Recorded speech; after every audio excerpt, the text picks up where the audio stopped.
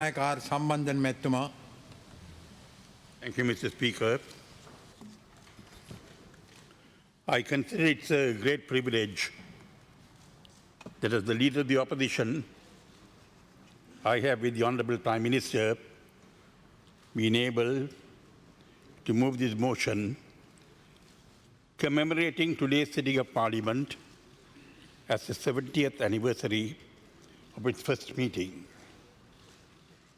The first meeting of Sri Lanka's Independent Parliament was on the 14th of October 1947 at Independence Square in Colombo, when the Duke of Gloucester, acting on behalf of the Kingdom and the Government of the United Kingdom, the last of our colonial rulers, granted Sri Lanka, then known as Ceylon, our independence, thus liberating us from foreign rule. We had been under foreign rule for more than 400 years, 443 years to be exact. You would permit me, Mr. Speaker, to recall that as a young boy, I was personally present at Independence Square when Sri Lanka was granted independence, and that I watched that event with great pride. Our first Prime Minister, Honorable D.S. Senanayake, received that instrument of independence on behalf of the people of Sri Lanka. We were then a united people. All the people of Sri Lanka, irrespective of ethnic or religious differences, wanted independence from foreign rule. In fact, the Jaffna Youth League, voicing the sentiments of the Tamil people, were not happy with dominion status.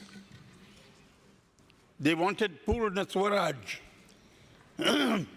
meaning absolute independence. We have in the past 70 years preserved democratic governance through electoral processes, though one must admit, not completely without blemish. The truth must be acknowledged that electoral processes alone cannot ensure democratic governance.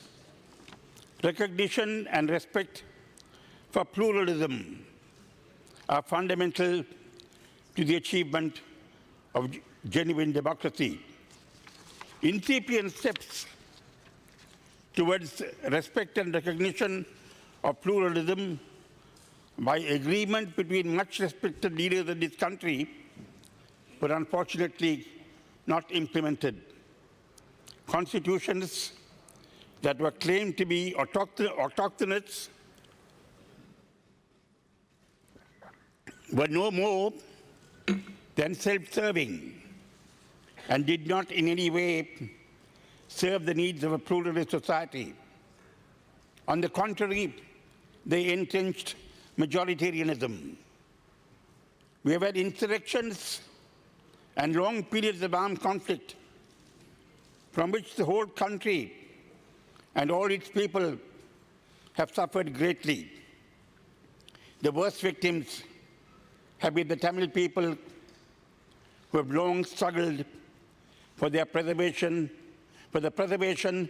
of their identity and dignity.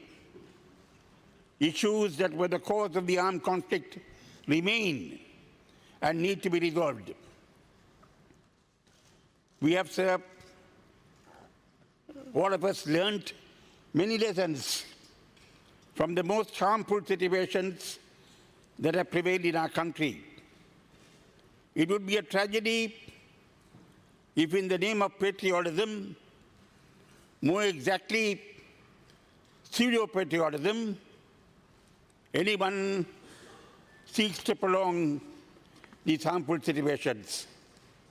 It must be conceded that despite shortcomings, the country is more normal and peaceful now than it has been in the past. The country is now engaged in several processes to create for the country a future devoid of conflict and violence, where issues are resolved through discussion and debate and on the basis of a substantial national consensus. This would mean that all the Sri Lankan people, irrespective of their ethnic or religious differences, in a united, undivided, indivisible Sri Lanka, look upon Sri Lanka as their own country and willingly become an integral part of the Sri Lankan nation with a Sri Lankan identity. It is that, Mr. Speaker, which will fulfill our wish for prosperity, development, and further strengthening of democratic traditions, principles, and the rule of law in Sri Lanka, as stated in the motion moved by the Prime Minister and seconded by me.